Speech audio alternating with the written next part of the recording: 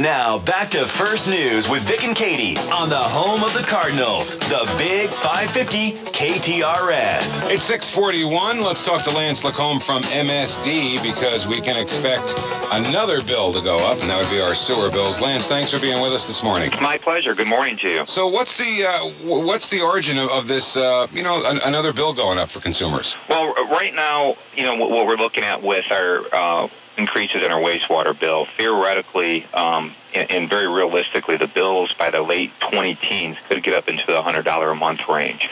And that's what we've already seen in other cities across the country. And there's three things that come into play. First, the age of our system. We have a sewer system that dates back to the 1850s. Downtown, we still have sewers that are made partly of wood, and they operate just fine, but they do need to be replaced.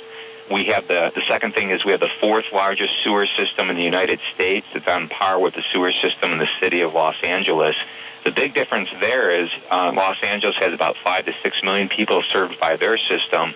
We serve about a third of that, approximately 1.4 million people. So we have quite a few. We have a lower number of people that support our system for the maintenance and rehabilitation through our rates. And then the third thing is we have a lawsuit that was filed against us by EPA in the state of Missouri last year over what are called sewer overflows, which are essentially relief valves in lieu of flooding basements during heavy rainfalls. And what you have is a combination of rainwater and stormwater that goes into the environment. And we've been working to get rid of those. Many of those were first put in decades ago, and we have spent over $1.5 billion to eliminate those.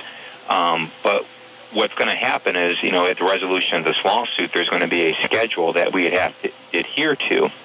And if what we have seen imposed in other cities is imposed here, then that's going to have an even more dramatic effect on our rates over the coming years.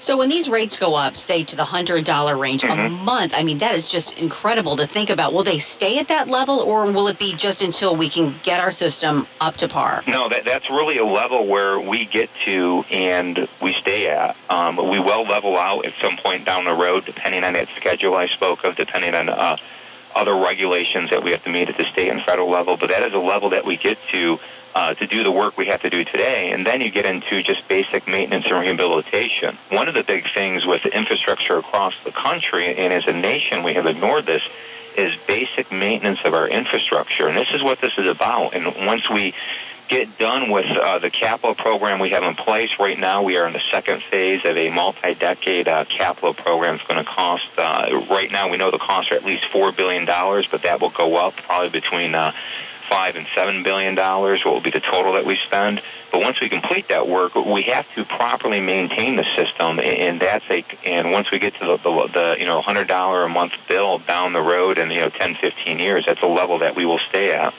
And that's 10 or 15 years away, at least. That's the good news. It is. Right now our rates are in the mid-20s for the average residential customer. At the end of this current schedule of rate increases, whether we use bonds or not, will either be in the high 20s or mid-30s. So we're still quite a ways away from that. But when you start looking down the road and start planning as a community, we have to make some tough choices about how we use our dollars and where we direct those dollars. Sure. Lance LeComb from MSD, thank you so much for your time this morning. Thank you, Vic. Thank you, Katie. Appreciate it. You bet.